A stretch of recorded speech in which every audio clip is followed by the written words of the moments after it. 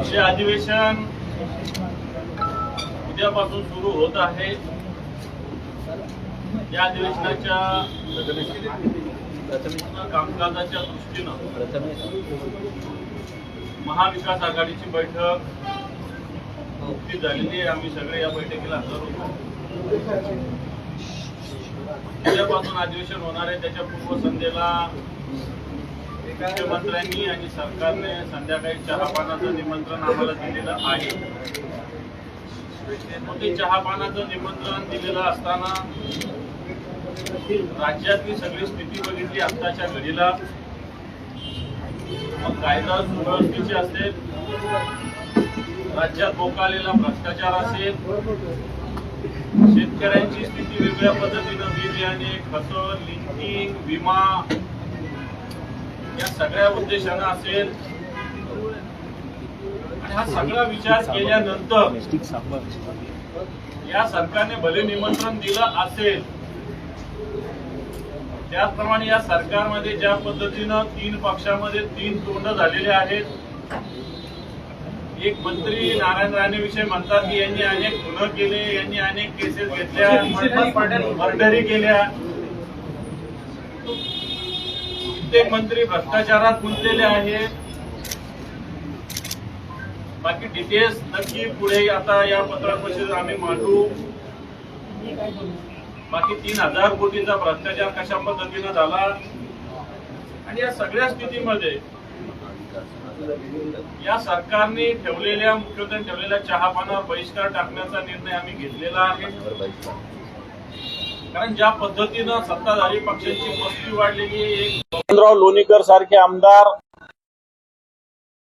जे मंत्री राहिलेले कॅबिनेट मंत्री, हे सांगतात तुमच्या पायातले बूट, तुमच्या पायातले चप्पल, कपडे सुद्धा सरकारने दिलेले, अशा प्रकारची मस्तीची भाषा म्हणजे ब्रिटिशाची ही सुधारित अवलाद आहे।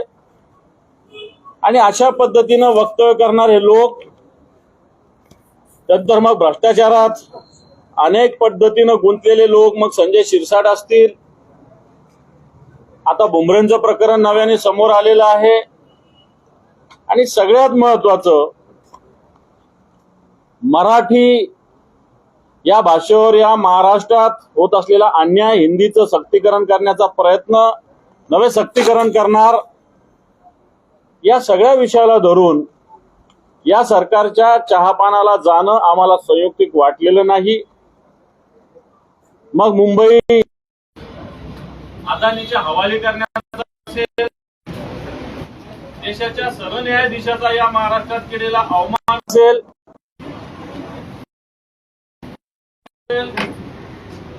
शक्तीपीठ मार्ग जो आवश्यक नाही तो करण्याचा अट्टहास आहे,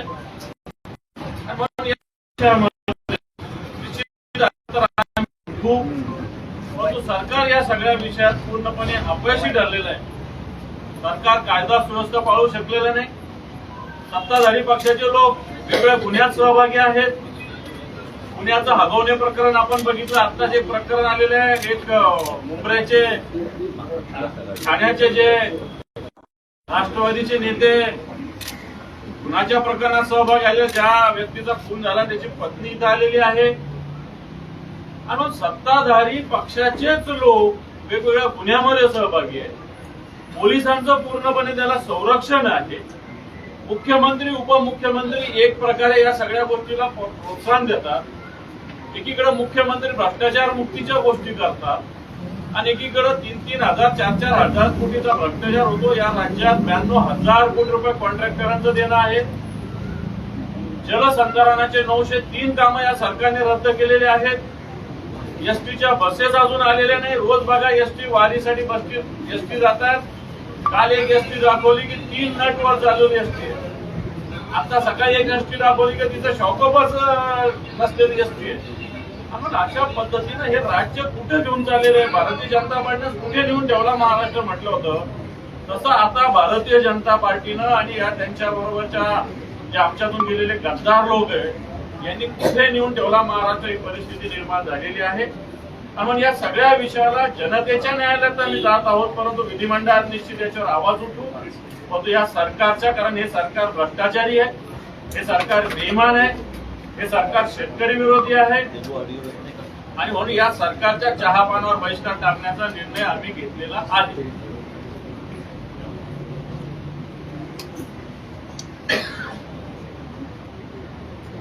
उद्यापासून अधिवेशन सुरू होतं आणि आपल्याला माहिती असतं की पूर्वी संध्येला चहापानाचा कार्यक्रम असतो. तसं पाहायला गेलं तर आम्ही विचार करत होतो की या कार्यक्रमाला जायचं की नाही जायचं, कारण विषय अनेक आहेत जे महाराष्ट्र द्वेष्टे आहेत. त्यांच्या चहापानाच्या कार्यक्रमाला जायचं म्हणजे पाप तर आहेच, पण मला वाटतं ज्या पद्धतीने हे महायुती किंवा महाझुटी सरकार म्हणजे एक भाजप पक्ष आणि दोन गद्दार गँग हे जेव्हा आपण पाहतोय ज्या पद्धतीने सरकार चालवण्याचा प्रयत्न करत आहे, तीन दिशेला तीन तोंड आहेत. एकामेकांमध्ये भांडण्यामध्ये बंगल्यांवरनं असतील, गाड्यांवरनं आहेत, कुठच्या जिल्ह्याचे कोण मालकमंत्री बनणार, कोण पालकमंत्री बनणार, या खात्यातून त्या खात्यात फी येतात की नाही येत. आणि मग हेच नाही तर मुख्यमंत्र्यांसमोर जाहीरपणे हे पण सांगतात की माझा फंड यांनी चोरला, त्याचा फंड त्यांनी चोरला. कदाचित त्यांच्यामध्ये देखील अजूनही थोडं एक कोऑर्डिनेशनची गरज, आणि म्हणून आम्ही हा निर्णय घेतला की चहापानाच्या कार्यक्रमामध्ये एकामेकांची तोंड तरी बघतील ते. आणि जे सोबत दोन आलेले आहेत त्याच्यात दाद अच्छे आहे ही भाजपची नवीन टॅगलाईन जरी झाली तरी भ्रष्टाचाराचे दाद घेऊन अनेक लोक जे त्या मंत्रिमंडळात बसले असतील ते त्या चहापाण्याला जातील. कदाचित मुख्यमंत्री त्याला पहिल्यांदा बघतील किंवा त्यांना पुन्हा एकदा आठवण होईल की होय यांच्यावरच मी आरोप केले होते, कोणाला जेलमध्ये टाकणार होते, कोणावर काय आरोप लावले होते, कोणी ईडी कोणाच्या मागे लावली होती. आणि हेच सगळं पाहता आपण पाहत होता की भ्रष्टाचारी सरकार भाजपचं जे झालेलं आहे त्याच्यात सगळ्यात मोठा घोळ आणि कदाचित आता घोटाळा देखील समोर येत आहे.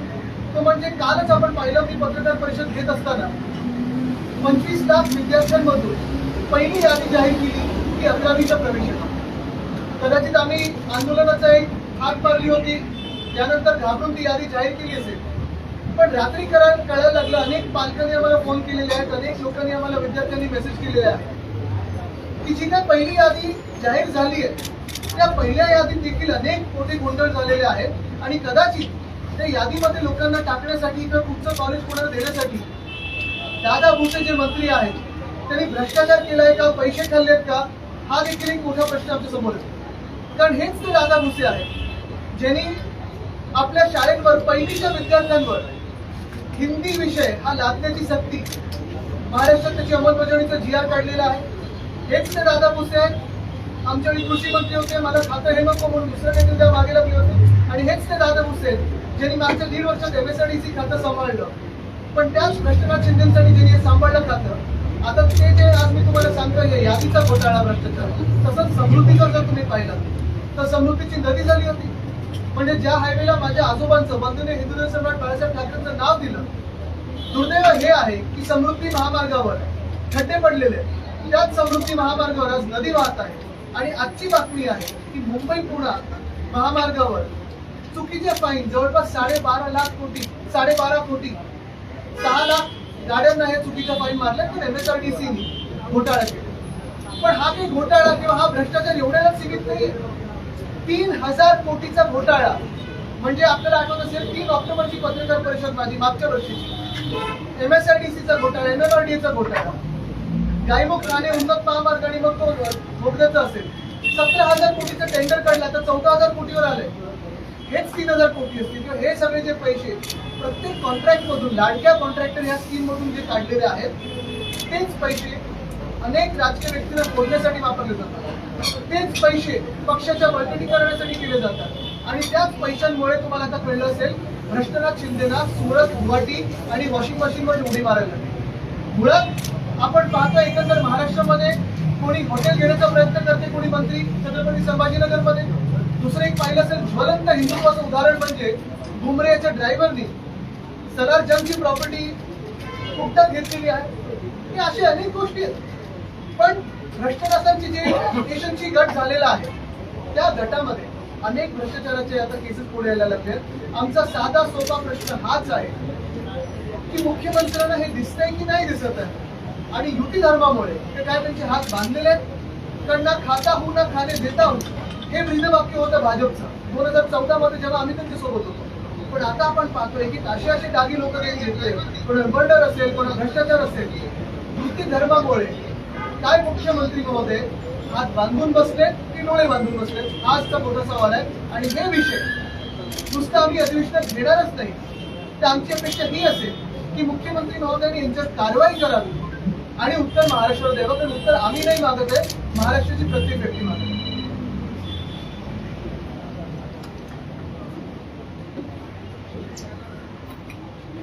महाराष्ट्रामध्ये अनेक विषयाच्या संदर्भात, उद्याच्या अधिवेशनाच्या संदर्भात मोठे विरोधी पक्षनेते आणि तीन गोष्टीवर महत्त्वाचं की शेतकऱ्याला पूर्णतः वाऱ्यावर सोडले, शेतकऱ्यांची संपूर्णतः कर्जमाफी देतो म्हणून सांगितलं आणि आता समिती नेमत बसली. म्हणजे बळीराजाला फसवण्याचं पाप करणारे सरकार, त्या बळीराजाच्या भरोशावर खातात आणि त्या बळीराजाला म्हणतात तुझ्या अंगावरचे कपडे आम्ही दिलेत, तुझ्या पायातले चपला आम्ही दिलेत, तुझ्या बापाला दिलं, तुझ्या मायेला दिलं. अशा प्रकारचे घाणेरडी भाषा वापरून समस्त शेतकऱ्यांचा अवमान करणारे सरकार आहे. की खरं तर हे वक्तव्य माजी मंत्री असलेल्या लोणीकरांनी केलं आणि या संदर्भातली पुढची भूमिका आमची काय राहील ते आम्ही ठरवू. पण अशा मनोवृत्तीच्या, विकृत मनोवृत्तीच्या विचार असलेल्या सरकारच्या चहा पाण्याला जायचं. राज्यातली कायदा सुव्यवस्था पूर्णतः उद्ध्वस्त झाली. रोज खून होत आहे, बलात्कार होत आहे, काही कायद्याचा धाक राहिलेला नाही, पोलिसांचा धाक राहिलेला नाही. आणि हे सरकार मस्तपणे मस्तबूल होऊन टक्केवारी आणि जिल्हे वाटण्याच्यासाठी एकमेकाशी भांडत आहे. वाट्यावरून भांडणं सुरू झालेली आहे तिघांची आणि वाटा मिळवण्यासाठी कुठल्याही स्तरावर जाण्याची मानसिकता त्यांची दिसते आहे. म्हणजे एकमेकाच्या खात्यावर निधीवर डोळा ठेवू नये, हे डोळा ठेवून यासाठी आहे की यांना डोळा मारून घ्यायचा आहे म्हणून एक दुसऱ्याच्या खात्यावर, यांना जनतेच्या कामावर डोळा ठेवायचा, जनतेच्या प्रश्नावर यांचा डोळा नाही आहे. यांचा डोळा पुढे आहे तर निधीवर डोळा आहे. अधिकाधिक निधी मिळवायचा आणि त्यातून आपली टक्केवारी काढायची. आपल्याला माहित असेल की महाराष्ट्रामध्ये अवकाळी पाऊस मोठ्या प्रमाणात आला आणि त्यामध्ये प्रचंड नुकसान झालं. 2 वर्षापासून 1 रुपयाही शेतकऱ्याला मिळालेला नाही. या सगळ्या नैसर्गिक आपत्तीमध्ये झालेल्या नुकसानीचं पैसे मिळत नाही. आणि मग अशा सरकारच्या चहा पाण्याला काय जायचं? ज्यांना महिलांचं संरक्षण करता येत नाही, ज्यांना कायदा सुव्यवस्था नीटपणे हाताळता येत नाही, ज्या भ्रष्टाचारामुळे प्रचंड अखंड बुडालेलं हे सरकार आहे. तुम्हाला माहित असेल की सुप्रीम कोर्टाच्या निर्णयानंतर 3,000 कोटी रुपयेचा भ्रष्टाचार त्या ठिकाणी झालेला दिसून आला. म्हणजे 3,000 कोटी रुपये त्याच्यावर भर काढायलाही तयार नाही. इथे कुठलंही काम पैसे दिल्याशिवाय होत नाही. खालून वरपर्यंत निधी मिळवायचे असेल तरी टक्केवारी मोजावी लागते, तरच मंत्रालयातून पैसे सोडले जातात.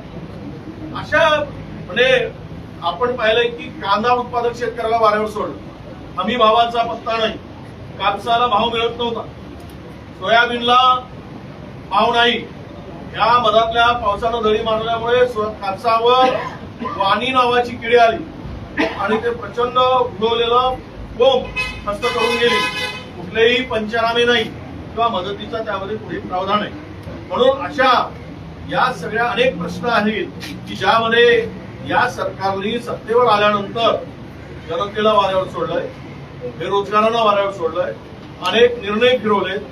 खाजगी कंत्राटी पद्धतीनं ज्या कंपन्यांना काम दिलं होतं त्याला स्थगिती दिली, परत ते काम पुन्हा सुरू केलं आणि सगळ्या बेरोजगारांची फसगत चालली. प्रचंड मोठ्या प्रमाणावर कंत्राटीकरणाचं काम सुरू झालं. ज्या राज्यामध्ये पोलीस, महिला, अधिकारी सुद्धा सत्ताधाऱ्यांच्या पुढे सुरक्षित नाही, तिचा सुद्धा विनयभंग केला जातो. म्हणजे इथपर्यंत हिंमत या सगळ्यांची केलेली आहे. म्हणून आम्ही या चहा पाण्याच्या कार्यक्रमावर बहिष्कार टाकायचं ठरवलं आहे. अनेक मुद्दे आहेत, तुम्हाला निवेदन सगळ्यांना त्यानंतर मिळणारच आहे. पण नालायक सरकार महाराष्ट्राच्या इतिहासात कधी झालं नाही. हे सरकार, अशा पद्धतीचं सरकार आपल्याला बघायला मिळेल. गेले काही दिवस हे सरकार स्थापन झाल्यापासून महाराष्ट्र राजकीय दृष्ट्या उद्ध्वस्त राहिलं. या तिघांमध्ये समन्वय नाही हे स्पष्टपणाने सामोरे येत आहे. उघडपणाने कोणीतरी व्हिडिओ बाहेर काढतो, कोणीतरी काळी पूजा होत असल्याचं दाखवतो. काळी पूजा करतात का काय करतात आम्हाला काही घेणं देणं नाही. पण प्रश्न आहे की पुरोगामी महाराष्ट्रामध्ये त्या काळ्या पूजेला एवढं महत्व कधीपासून यायला लागलं, याच्यात काय प्राप्त होतं? जिथे जावं तिथे नगरसेवक फोडण्याचे प्रकार सुरू झालेले. ते नगरसेवक फोडताना 3-3 कोटी 5-5 कोटी घेतल्याचं दिल्याचं दावा छुपेपणाने उघडपणाने त्यांच्याच पक्षातली लोक करतात, कारण त्यांच्याच पदाला धोका निर्माण झाला. हे येतात 3,000 कोटी रुपये एकाच टेंडर मधनं खाणार असा, एका टेंडर मधनं 3,000 कोटी रुपये काय होणार आहे महाराष्ट्रात? मला असंही आठवतं की 1989 साली कोर्सचा घोटाळा झाला, असं बोंबोंब झाली, स्कॅम झाला आणि 65 कोटी रुपये घेतले असा आरोप जॉर्ज फर्नांडिस यांनी तत्कालीन कैलासवासी राजीव गांधी यांच्यावर केला. राजीव गांधींचा त्याच्यानंतर झालेल्या निवडणुकीत दारुण पराभव झाला. 65 कोटी रुपयामध्ये अख्खं केंद्र सरकार उलटलं. इथे सर्वोच्च न्यायालयाचे न्यायाधीश कोर्ट असं दाखवतात आणि सांगतात की त्या 3,000 कोटीचा गफला आहे, तुम्ही मागे घेता टेंडर का आम्ही त्याच्यावर काही करावं? अख्खं सरकार सुप्रीम कोर्टात खाली धावत जातं. दुसऱ्या दिवशी टेंडर मागे घेतं, पण मागे घेताना येतं सिद्ध झालं ना 3,000 कोटीचा घोटाळा आहे. 3,000 कोटी अरे का तुमच्या बाचे पैसे आहेत का? आमच्याच 12 कोटी जनतेचे पैसे तुम्ही असे खाणार आणि असे मुक्त हस्ताने वाटणार. जुगारात हा जो राजकीय जुगार सुरू झालाय आणि धीरजवाना आहे. कायदा आणि सुव्यवस्थेबद्दल न बोललेलं बरं.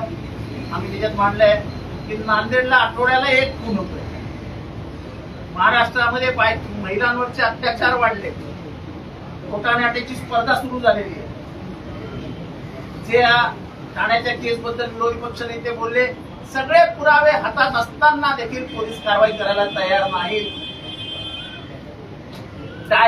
कन्फेशन आहे आरोपींचे की आम्हाला खून कोणी करायला सांगितला, काही पोलीस करायला तयार नाही. का चालू? सत्ताधारी पक्षाची लोक खून करणार असतील आणि सत्ताधारी पक्ष त्यांना वाचवणार असेल तर कायदा आणि सुव्यवस्था राहणार कशी? त्याची हिंमत वाढायला लागली. स्वतःच्या पॉलिटिकल मेमोरंडम मध्ये सांगतात की कर्जमाफी करणार, त्याच कर्जमाफी बद्दल बोलतात आम्ही बोललोच नाही. आणि काय तुमचा काय शेतकरी मला लाचार वाटतो? तुझ्या माईला पैसे आम्ही दिले, तुझ्या बापाला पैसे आम्ही दिले, तुला पैसे आम्ही दिले आणि तुझ्या जीवावर जगतो की काय आम्ही? लोणीकरांनी लोणी खाल्लं असेल, महाराष्ट्राच्या जनतेने खाल्लेलं नाही. तेव्हा अशा या भ्रष्ट उन्माद आलेल्या मंत्र्यांबरोबर त्यांच्या बाजूला बसून चहा प्यावा असं आमच्यापैकी एकालाही वाटत. म्हणून आम्ही सगळ्यांनी एकत्रित निर्णय घेतला. चहा पानाला त्यांच्या बाजूला बसणं, भ्रष्टाचाराला पाठिंबा देणं, गुन्ह्यांना मदत करणं, मराठीवरती अत्याचार करणाऱ्या सरकारला मदत करणं. आज सगळे बोलायला लागले तुम्ही कॅबिनेटमध्ये होतात ना, कॅबिनेटमध्ये तुमच्या समोर आला ना हिंदीचा प्रश्न, कॅबिनेटमध्ये विरोध का नाही केला? आता कशाला विरोध करताय आणि आता कशाला काहीतरी आम्हाला वेगळं वाटतंय काहीतरी विचार करून बोलताय? कॅबिनेटमध्ये काय करतात? कॅबिनेटमध्ये निर्णय घ्यायचे आणि जनता भडकली म्हटल्यावरती लगेच नका विचार करू. महाराष्ट्राची जनता विचार करेल. मराठीच्या मुद्द्यावरती तुम्हाला माफी नाही हे लक्षात ठेवा. आणि म्हणून पक्षाभिनिवेश बाजूला ठेवून सगळी मराठी माणसं महाराष्ट्रात एक होताना दिसत आहेत. भाषेविषयी कुठलाही तिरस्कार कोणाला असण्याचं कारण नाही. पण सक्ती कशाला, जबरदस्ती कशाला? काय शिकायचं ते शिकवू द्या मराठी माणसांना. कुठली भाषा द्या, फ्रेंच शिकायचं, जर्मन शिकायचं, स्पॅनिश शिकायचं, शिकू आम्ही, आमची पुढं शिकते. तुम्ही कोण सांगणार आहे आम्हाला काय शिकायला पाहिजे? ही जी परिस्थिती निर्माण करते सरकार एक मतांचं राजकारण आहे. त्या मतांच्या राजकारणामध्ये मराठी माणसाचा बळी देत आहेत, मराठी भाषेचा बळी देत आहेत. त्याला आमचा सक्त विरोध. भ्रष्टाचाराने बरबटलेल्या या सरकारबरोबर चहा प्यावा असं आम्हाला अजिबात वाटत नाही. आजच्या चहा पाण्याच्या कार्यक्रमात प्रश्न असतील? चला, प्रश्न. तर या अधिवेशनामध्ये तुम्ही विरोधी पक्ष नेता मिळणार आहे का? कारण का आपण पाहतो की लास्ट अधिवेशनामध्ये तुम्ही भास्कर जाधवच्या नावाचं पत्र दिलं, मात्र अजूनही त्याला मंजुरी दिलेली नाही विधानसभा अध्यक्षांनी. या अधिवेशनात तरी मंजुरी देतील असं वाटतं? मला असं वाटतं हा प्रश्न तुम्ही सरकारला किंवा विधानसभा अध्यक्षांना विचारला पाहिजे, आम्हाला विचारण्यापेक्षा. कारण आमच्याकडून जी प्रोसेस आहे ती पूर्ण झालेली आहे. आम्ही तिन्ही पक्षांनी मिळून नाव आमचं भास्करराव जाधवांचं दिलेलं आहे. आता हे काय आमच्या हातात नाहीये ना, सरकार आणि विधानसभा अध्यक्षांनी निर्णय घ्यायचा आहे, तो घ्यावा. ज्यांनी संविधान हत्या दिवस साजरा केला त्यांना आपण प्रश्न विचारावा. आता डायरेक्टवर मराठी माणसं दिसत आहे ही सगळी माणसं आम्हाला 5 तारखेला मुंबईच्या रस्त्यावर दिसतील का? आता इथे जेवढी उपस्थित आहेत नक्की. मराठीवर आदित्यजी अजित पवार मराठीच्या मुद्द्यावरून आम्हाला बघा, याच्यात महत्वाचा प्रश्न हाच आहे. त्याच्यात महत्वाचा विचार करण्याची हीच गोष्ट आहे की गेल्या 10 वर्षामध्ये आणि खास करून गेल्या 5 वर्षामध्ये का म्हणून आम्ही विश्वास ठेवायचा भाजपावर की ते हे भाजप महाराष्ट्र प्रेमी आहे. आपण पाहिलं असेल जे international financial centre Manmohan Singh साहेबांनी मुंबईला दिलं होतं, बीकेसी मध्ये दिलं होतं, ते सरकार आल्या आम्ही सगळे विरोध करून देखील भाजपने उचलून नेलं गुजरातला गिफ्ट सिटी म्हणून. त्याचा फायदा नुसतं मुंबईला नाही तर देशभराला झाला. दुसरी गोष्ट, भाजपच्या सरकारमध्ये गेल्या 5 वर्षात आपण पाहतोय, मग मिंदेंचं सरकार असेल किंवा भाजपचं सरकार असेल गेल्या 2.5-3 वर्षामध्ये, Vedanta Foxconn, Airbus Tata, Balram fund, medical device fund, हे सगळं नेलं त्यांनी गुजरातला आणि अनेक त्यांच्या राज्यामध्ये. तिसरी गोष्ट आपण पाहतोय, गेल्या 2.5 वर्षाच्या काळामध्ये मिंदेंचं सरकार असो किंवा भाजपचं सरकार असो, आता भाजपचं सरकार आलंय, तुम्हाला मराठी बोलण्याची गरज नाहीये, आम्ही ज्या भाषेत बोलायचं ते बोलू. हे एका दुकानात जाऊन मराठी माणसावर दादागिरी भाजपच्या सरकारमध्ये कशी होऊ शकते? व्हेज नॉनव्हेजचा जो विषय होता की तुम्ही खराब लोक आहात, तुम्ही मराठी लोक आहात, तुम्ही मटन मांस मच्छी खाता, हे बोलण्याची हिंमत महाराष्ट्रामध्ये असेल, मुंबईमध्ये असेल, भाजपचंच सरकार आमच्या डोक्यावर बसल्यानंतर कोणाची होऊ कशी शकते? आणि मग आता कुठेही हा प्रश्न नसताना खरं काही विषय आणण्याची गरज नव्हती. आपापल्या शाळेमध्ये आपापले विषय चालू असतात, वेगवेगळे विषय भाषा चालू असतात. मग मराठीवर ही जी भाषेची सक्ती चाललेली आहे, तिसऱ्या भाषेची आणि हिंदीची, पहिल्यापासून आम्ही बोलतो हिंदी भाषेला विरोध नाही, हिंदी भाषिकाला विरोध नाही, पण ही जी सक्ती आहे कोणीतरी शिक्षण मंत्र्यांनी जे काही आहे इथे ते वापरावं. पहिलीच्या विद्यार्थ्यांवर तुम्ही तिसरी भाषा लादणार आहात का? आणि ती मग एकच भाषा कशाला? 5वी पासून असेल किंवा नंतर असेल फ्रेंच शिकायची मुभा द्या, तुम्ही फायनान्शियल लिटरसी असेल, स्पॅनिश असेल, वेगळे विषय द्या. पण एका बाजूला आपण पाहतोय की भाजप आपला अजेंडा हा महाराष्ट्र विरोधी चालवत चाललेला आहे. आणि तसंच मुंबईमध्ये सगळ्यात मोठा, जगातला सर्वात मोठा जमीन घोटाळा म्हणजे धारावीचा अदानी घोटाळा जो झालेला आहे तो एवढ्याचसाठी झालेला आहे कारण भाजप राजकीय दृष्ट्या मुंबई किंवा महाराष्ट्र जिंकू शकत नाही, मुंबई तर जिंकू शकतच नाही. आणि म्हणून मुंबईची जमीन अदानीच्या घशात घातली म्हणजे बुलेट ट्रेननी सगळं नेलं गुजरातला. ही जी भूमिका भाजपची आहे त्याला आम्ही सगळे मराठी म्हणून सगळे भेदभाव बाजूला ठेवून विरोध करू. अजित दादा म्हणतात की मोर्चा होऊ देणार नाही, की होणार नाही याची काळजी घेऊ. खरं घाबरण्याचं कारण आहे का? जास्ती वाटते का सरकारला काय मोर्चाची? दोन्ही ठाकरे एकत्र येत आहे. होण्याची गरज नाही आणि हो देणार त्यांच्यामध्ये फरक आहे. हो देणार नाही म्हणत असतील आणि पोलिसांचं बळ लावत असतील, किती बळ लावलं तरी आम्ही ते तोडून मोडून पुढे जाऊ. होण्याची गरज नसेल तरी देखील तुमच्या जे सत्ताधारी पक्ष आहेत आणि भ्रष्टनाथ मिंदेंचे जे मंत्री आहेत त्यांच्या डोक्यात ही कीड वळवळू शकते. त्याला आम्ही विरोध म्हणून उतरू. तसंच काल पाहिलं असेल 25 लाख विद्यार्थी महाराष्ट्राचे आहेत. का तुम्ही त्यांचं नुकसान करताय? का त्यांची कॉलेजची ऍडमिशन प्रोसेस थांबवतात? दोन्ही ठाकरे एकत्र त्याची भीती वाटते. नुकसान महाराष्ट्राचं आहे. दोन्ही ठाकरे मोर्चाच्या निमित्ताने एकत्र येणार त्याची भीती सरकारला वाटते. मराठी माणूस एकत्र येतो म्हणून भीती वाटते. मराठी होते पण. अजित पवारांचं जे स्टेटमेंट आहे ते असं म्हणाले की मोर्चा काढण्याची वेळ येऊ नये यासाठी आम्ही प्रयत्नशील आहोत. जी एक शक्यता व्यक्त केली जाते की हा अध्यादेश कदाचित आज किंवा उद्या अधिवेशनाच्या काळात मागे घेतला जाऊ शकतो. एक समिती स्थापन केली जाऊ शकते तज्ज्ञांची आणि त्यानंतर समिती वगैरेची गरजच नाही. त्या समितीला देखील आमचा विरोध आहे कारण पहिलीपासून जर तुम्ही तिसरी भाषा लादणार असाल आणि एकच हिंदी भाषा लादणार असाल आमचा विरोध राहील. जीआरच का काढला? मुख्य गोष्ट म्हणजे जीआर का काढलं? आणि परत एकदा मी तुम्हाला सांगतो, युती धर्मामुळे असं काही झालंय का की फडणवीस हे भगबल झालेत? म्हणजे तसं युपीबद्दल भाजप आणि आम्ही सगळे एनडीए बोलायचो की प्रधानमंत्री चांगले आहेत पण हतबल आहेत. कोलिशन धर्म आहे, तसं आज कोलिशन धर्माची अडचण मुख्यमंत्री महोदयांवर येते का? आणि परत त्याच्याही पुढे जाऊन तुम्हाला सांगतो, काल जो मी शंका ती उपस्थित केलेली आहे की मुख्यमंत्र्यांना अडचणीत आणण्यासाठी भ्रष्टाचार निंदेचे मंत्री काही प्रयत्न करतात का, हा देखील विचार आपण करणं गरजेचे आहे. भरत गोगावले यांच्याकडून परराष्ट्र मुद्द्याचे पुनर्विचार या ठिकाणी समर्थन केलं तो पाहिलं की त्यांना सांगा कोण बोलणार आहे का? पण हे मंत्री प्रधानमंत्र्यांच्या बाजूला बसू शकतात खून करून, म्हणजे प्रधानमंत्र्यांच्या सुरक्षेला देखील किती मोठा धोका यांनी निर्माण केला हा विचार करा. आपल्याला काठी रुमाल नाही म्हणून मी जास्त बोलू नाही शकत. मर्डरिंग केल्या, मर्डर म्हणजे एक होतो, मर्डर म्हणजे अधिक. या केसी आणि मर्डरिंग यांच्याबद्दल जर काही अधिकची माहिती असेल तर माझं महाराष्ट्राच्या गृहमंत्र्यांना म्हणजे मुख्यमंत्र्यांना हात जोडून विनंती आहे, या मर्डरिंगबद्दल आणि या केसी बद्दल आपण अधिकची माहिती माननीय गोगावले साहेबांकडनं घ्यावी आणि महाराष्ट्राला पुढील ज्ञान देऊ. आणि त्याच्यात कोंबड्या बसू नका म्हणजे बाकीचं. नाही, एक खरोखर याच्यात नाही, एक खरी गोष्ट याच्यात आहे, म्हणजे गंमत जरी बाजूला ठेवली आपण तरी एखादा जबाबदार मंत्री हे वक्तव्य करू शकतो. हा, जे केंद्रीय मंत्री राहिले त्यांच्याबद्दल पोलिसांनी त्यांना बोलवून त्यांचा जबाब घेतला पाहिजे की नक्की काय तुमच्याकडे माहिती आहे. चौकशी दोघांवर केली पाहिजे की कुठच्या मर्डर झाल्या आहेत, कुठचे आरोप झालेले आहेत, आणि हे खरं मुख्यमंत्र्यांनी बोलून घेतलं पाहिजे. कारण जर अशी मर्डर करणारा व्यक्ती प्रधानमंत्र्यांच्या बाजूला कॅबिनेटमध्ये बसत असेल तर प्रधानमंत्र्यांच्या देखील आपण बाजू सुरक्षेला मोठा धोका आहे. आदित्य मनोज जरांगे पाटील यांची आता थोड्या वेळापूर्वी पत्रकार परिषद मनोज जरांगे पाटील आणि त्यांनी असं सांगितलं की 29 ऑगस्टला 28 ऑगस्टला ते मुंबईमध्ये येत आहेत आणि पुन्हा एकदा मराठा आरक्षण आणि हा संपूर्ण मुद्दा ते लावून धरणार आहे. पण आता त्यांनी पत्रकार परिषद घेऊन त्यांचा विषय नाही.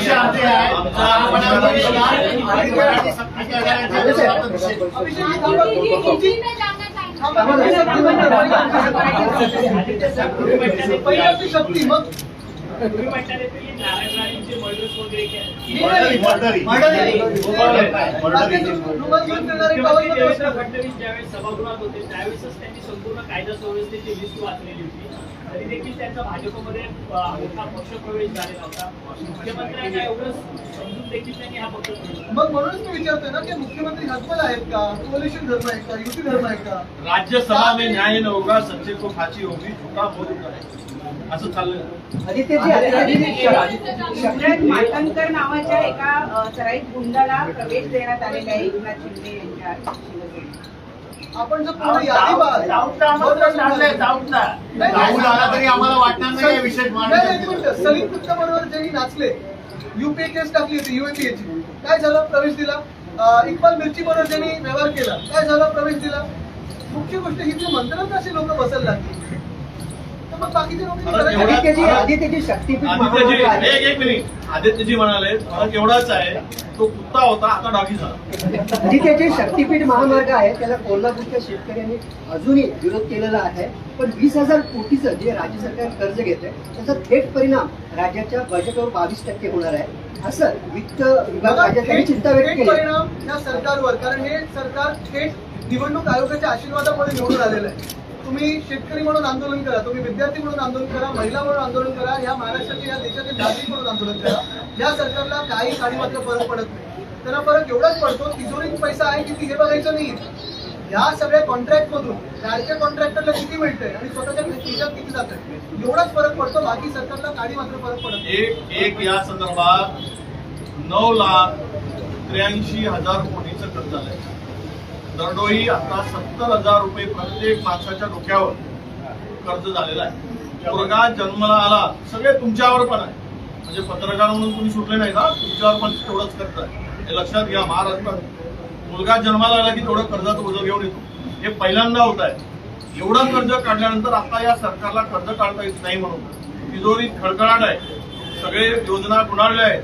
आदिवासी समाज कल्याणचे निधी वळवलाय आणि म्हणून यांनी आता महामंडळ तयार करून कर्ज काढून सरकारच्या तिजोरीतून त्या कर्जाचं व्याज द्यायचा आणि कर्जावर इन्फ्रास्ट्रक्चर उभं करायचं, रस्ते बांधायचे, पूल बांधायचे, सगळ्या इन्फ्रास्ट्रक्चर मोठं मोठं करायचं आणि त्यातून टक्केवारी वसूल करायचं.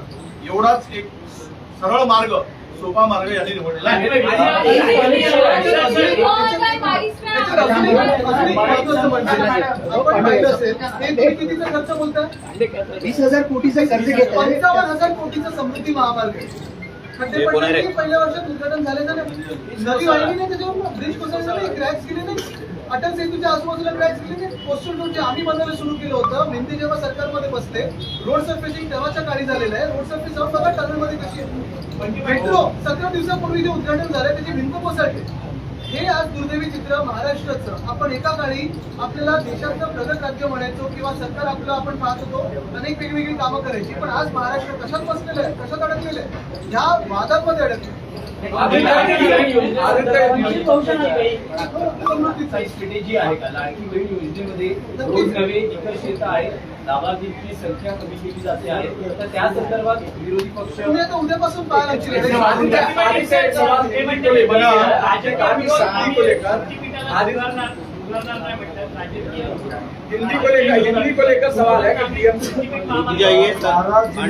शेतकऱ्यांनी विरोध केलेला या शक्तीपीठ महामार्गाला.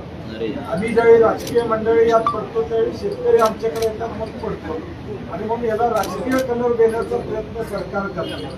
वित्त आयोग आलं, ज्यावेळी बैठक झाली त्यावेळी वित्त आयोगाने सांगितलं की आता भांडवली खर्च तुमचा 10% वर गेलेला आहे. त्यांच्या ह्याच्यात नमूद आहे की कर्ज काढण्याची मर्यादा आपली जी आहे पुढच्या 4 वर्षामध्ये 25% मर्यादा ओलांडली जाईल. आणि फायनान्स आणि प्लॅनिंग डिपार्टमेंटनं जी नोट त्या ठिकाणी दिलेली आहे, आम्ही वर्तमानपत्रामध्ये वाचलं, त्यामध्ये स्पष्टपणे सांगितलेलं आहे की टाईड ऑफ एक्सपेंडिचर कमी करावं लागेल. हा प्रोजेक्ट व्यवहार नाही आहे, रेव्हेन्यूवर या ठिकाणी त्याचा परिणाम त्या ठिकाणी होणार आहे, हे स्पष्टपणे सांगितलेलं आहे. आणि म्हणून आमची भूमिका महाविकास आघाडी म्हणून असेल किंवा सगळेजण हा गरज नसलेला शक्तीपीठ या ठिकाणी रद्द करावा. आर्थिक बोजा सरकारवर या ठिकाणी पडू नये. कर्जात अजून सरकार आता डीपीडीसीला निधी नाही आहे, 20% निधी सोडायचं काम चालू आहे. शासनानं GR काढलाय, जे बजेटरी तरतूद येतात ते 60% पैसे खर्च होत आहेत, बिलं दिली जात नाही. गोपीनाथ मुंडे साहेबांच्या नावानं शेतकरी जो विमा योजना आहे त्याचे 2-2 लाख रुपये या ठिकाणी दिलेले नाहीत. अशी अवस्था असताना हा शक्तीपीठ गरजेचं नाही. याला राजकीय कलर देऊन शेतकऱ्यांना या ठिकाणी अडचणी करण्याचा प्रयत्न सरकारचा आहे.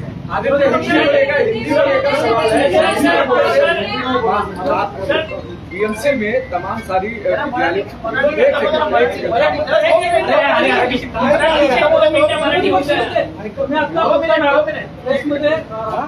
पक्षाचा एक नेता जो आहे जमीन प्रकरणाशी संबंधित असा एक उल्लेख केला. ते जमीन प्रकरण काय आहे त्यांना तुम्ही न्याय देणार आहात?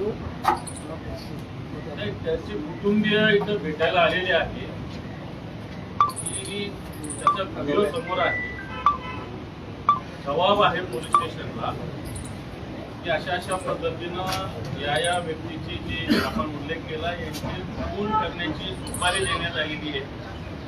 एकाला दिली, त्यांनी घेतली नाही, दुसऱ्याला दिली, कोणी दिली हे त्यांनी पोलिसांना सांगितलेलं आहे. असं असताना जो राष्ट्रवादी काँग्रेसचा नेता आहे ठाण्याचा एक, तो उमेदवार होता, मला वाटतं आव्हाड साहेबांच्या विरोधातच इलेक्शन लढलेला आहे. याला साधं पोलीस स्टेशन मध्ये सुद्धा बोलवलं नाही. जो तपास करत होता त्या पोलीस अधिकारी ज्यांनी पूर्ण तपास केला त्याची बदली झाली. एका राजकीय नेत्याच्या, आम्ही निश्चित सभागृहात हा मुद्दा काढू, एका मोठ्या मंत्र्याच्या दबावामुळं ती कारवाई थांबली. त्या पोलीस अधिकाऱ्याची बदली झाली आणि ज्याच्यावर आरोप आहे त्या व्यक्तीनं स्वतःच्या मोबाईलवर स्टेटस ठेवला, बदलीचा पत्र ठेवलं, जे बदलीचा आदेश आहे तो ठेवला. मला सांगा, बदली जी सकाळी होते, सगळ्या गोष्टी बाहेर यायला 2-2, 4-4 दिवस लागत असतात. या व्यक्तीच्या त्याच दिवशीच्या मोबाईलच्या स्टेटसवर आहे. ते कुटुंबीय 5 वर्षापासून झगडतंय की या खुन्याला माफी देता कामा नये, याच्यावर कारवाई करावी. आणि मला असं वाटतं हे प्रकरण आता डिटेल बोलण्यापेक्षा सभागृहात निश्चित मुख्यमंत्री, गृहमंत्र्याकडे याच्याविषयी दाद मागू. आणि आमचा जो आरोप आहे, आम्ही सुरुवातीलाच बोललो की सत्ताधारी पक्षाचे लोक गुन्हे करतात, गुन्हेगारी वाढवतात, त्याचं एक ज्वलंत उदाहरण. अजित पवार पाठीशी घालतात का या सगळ्यांना? कारण ते राष्ट्रवादी पक्षाचे, मी म्हणेल पूर्ण सरकार, मुख्यमंत्री अजित पवार, दुसरे दोन्ही उपमुख्यमंत्री आणि मुख्यमंत्री आहेत, तिघे पण या गुन्हेगारांना पाठीशी घालतात. असं माझं स्पष्ट मत आहे. आदित्य, हिंदी में पीएमसी स्कूलों में पहले से भी अलग अलग माध्यम के क्लासेस थे, उसके बावजूद सरकार का स्पेसिफिक नोटिफिकेशन आना किस तरफ इंडिकेशन है? दूसरा, जब सरकार ये कह रही है कि 15 ऐसी भाषाएं हैं उसमें एक हिंदी है, तो अपोजिशन को उस सरकार पर भरोसा नहीं है. पहली बात यही रहती है कि महाराष्ट्र में जो दादा भूसे मंत्री है, उन्होंने इतना बड़ा विषय ऐसे ही एक जीआर के माध्यम से उसको निपटने की कोशिश की. हमारा यही मानना है कि थोड़ा विद्यार्थियों का भी विचार किया जाए, उस पर विचार विमर्श हो, लेकिन किसी भी भाषा की सख्ती हमें बिल्कुल माननी नहीं, अमान्य. बात यह है कि पहली के विद्यार्थी, पहली की कक्षा के विद्यार्थी क्या असल में 3 भाषा सीख सकते हैं? क्या हिंदी की सख्ती की जरूरत है? और जो उन्होंने कहा है कि 20 अलग भाषा है, कोई भी सीख सकते हैं, अगर आप जीआर ठीक से पढ़े तो उसी जीआर में लिखा है कि 20 विद्यार्थी अगर साथ में आए और मांग करें कि नहीं ये भाषा नहीं, हमें ये भाषा चाहिए, तो हम भाषा बदल देंगे. ये कैसी बात है? ये क्या राजनीति की बात कर रहे हो कि 20 विधायक साथ में आए, कहते हैं हमें पार्टी बदलनी है, हम चुनाव आयोग के पास जाते हैं, आपका चिन्ह भी दीजिए, नाम भी दीजिए. जो भाजपा करती है वो विद्यार्थी नहीं कर पाएंगे. और दूसरी बात उन्होंने कहा 20 से कम अगर विद्यार्थी हो तो ऑनलाइन पढ़ाएंगे. कैसे ऑनलाइन पढ़ाओगे जिस स्कूल में अभी इलेक्ट्रिसिटी नहीं है, जिस स्कूल में अलग अलग क्लासेस नहीं, जिस पाठशाला में, तो उनको क्या ऑनलाइन पढ़ाने वाले हो आप? यही बात हम कहते आए हैं कि पहली बात तो किसी की भी भाषा हो, कोई भी भाषा हो, उसकी सख्ती हम सहेंगे नहीं. तीसरी भाषा अगर या तीसरा विषय कोई लाना हो तो वो 5वीं से लाइए, उसकी भी सख्ती ना हो, वो ऐच्छिक हो, वो चॉइस के हिसाब से हो. और महाराष्ट्र में मराठी हो और इंग्लिश हो, किसी को प्राधान्य देना जरूरी है. हिंदी हो, फ्रेंच हो, स्पेनिश हो, या फाइनेंशियल लिटरेसी हो, फिजिकल कोई बात हो जैसे क्रिकेट हो, फुटबॉल हो, ये सारी बातें 5वीं कक्षा से ले सकते हैं. आदित्य जी, मुख्यमंत्री जी का कहना यह है कि जब उद्धव जी सीएम थे तब त्रिभाषा सूत्र को मंजूरी दी थी, उसमें हिंदी थी. अब वो राजनीति कर रहे हैं, इसलिए अपने उस मुद्दे को बदल दे रहे हैं. मुख्यमंत्री जी महोदय कौन सी नींद में है मुझे पता नहीं, लेकिन मैं यही उनसे विनती करूंगा कि आंखें खोले और देखें कि जीआर किसने इशू किया है. जीआर जब इशू हुआ, परसों जब जीआर इशू हुआ, तो कौन मुख्यमंत्री है? कि अभी भी यही वो मानते हैं कि उद्धव जी मुख्यमंत्री है. और हमारे समय पे जो माशेलकर समिति थी, उनका जो रिपोर्ट था, जो रिपोर्ट आया, उस पर हमने एक स्टडी कमेटी 5 मंत्री की बिठाई. लेकिन ये सारी बातें तो पिछड़ी है. बीच में 3 साल बीत गए, 3 मंत्री बदल गए, 2 मुख्यमंत्री बदल गए. जीआर परसों आया है, उन्हीं की सरकार में आया है. शायद उनको पूछा है, नहीं पूछा है, मुझे पता नहीं, लेकिन ये भी बात हो सकती है कि उन्हें तकलीफ में लाने के लिए पृष्ठराज शिंदे के मंत्री ने जीआर इशू किया है. शक्तिपीठ महामार्ग ये अंदरूनी झगड़ों में कृपा करके पहली की कक्षा के विद्यार्थियों को ना लाए, ये मेरी विनती है. शक्तिपीठ महामार्ग को लेकर लेडीज फर्स्ट. नेताओं का कहना है कि किसी भी एक भाषा की शक्ति जो है वो नहीं दी गई है जीआर में, फिर भी जो है चलो बहस करें हमारे सब. अगर हिंदी अनिवार्य है पहली कक्षा से, तो फिर क्या इसे सख्ती नहीं कहते? और अगर उन्होंने यही कहा है कि 20 विद्यार्थी अगर साथ में और विषय बदल सकते हैं, क्या ये पार्टी वोटिंग की बात हो रही है? शक्तिपीठ महामार्ग को लेकर एक सेकंड, शक्तिपीठ महामार्ग को लेकर मैं यही बात कहना चाहता हूँ कि आज महाराष्ट्र में पूरा अगर आप एक वातावरण देखें तो यही हम मानते हैं कि भाजपा महाराष्ट्र के खिलाफ है. पिछले 10 सालों में भाजपा ने जो अन्याय महाराष्ट्र में किया है, पहले इंटरनेशनल फाइनेंशियल सेंटर चुरा के लेके गुजरात, फिर वेदांता फॉक्सकॉन हो, एयरबस टाटा हो, बलग्राम पार्क हो, एयर इंडिया का हेडक्वार्टर हो, काफी सारी चीजें लेके चुरा के गए गुजरात. अगर किसी के फेस्टिवल्स पे, किसी के त्योहारों पे बंदी लाए, तो हमारे मराठवाड़े जो गणपति बप्पा है, उनके पीओपी के आइडल्स पे वो बंदी ला रहे. क्यों ना हम माने कि भाजपा महाराष्ट्र विरोधी है. सारी की सारी अगर मुंबई की ताकत देके कम करने की कोशिश कर रही है भाजपा. आज मुंबई हो, महाराष्ट्र हो, इसका महत्व कम करने की जो कोशिश भाजपा कर रही है, उसके खिलाफ हम लड़ते रहेंगे. और मुझे विश्वास है कि सारी महाराष्ट्र की जनता और सारी महाराष्ट्र प्रेमी जनता साथ आके इसका विरोध करेगी. शक्तिपीठ महामार्ग को लेकर जो सरकार कह रही है कि वहाँ किसानों का विरोध नहीं है, सिर्फ कुछ पॉलिटिशियंस या कुछ ब्रोकर्स का यही विरोध है. भाजपा है जिन्होंने पंजाब और हरियाणा के किसानों को माओवादी कहा था, उग्रवादी कहा था, अतिरेकी कहा था. यही भाजपा है जिन्होंने पंजाब, हरियाणा और छत्तीसगढ़ के किसानों पे टीयर गैस छोड़े थे, लाठीचार्ज किया था. और यही भाजपा है जब महाराष्ट्र में भी किसानों का, कामगारों का मोर्चा मुंबई तक आ रहा था, उन्होंने उनको माओवादी कहा था, मैंने जाकर उनका स्वागत किया था. तो ये भाजपा किसानों के खिलाफ है, कामगारों के खिलाफ है, महाराष्ट्र के खिलाफ। धन्यवाद धन्यवाद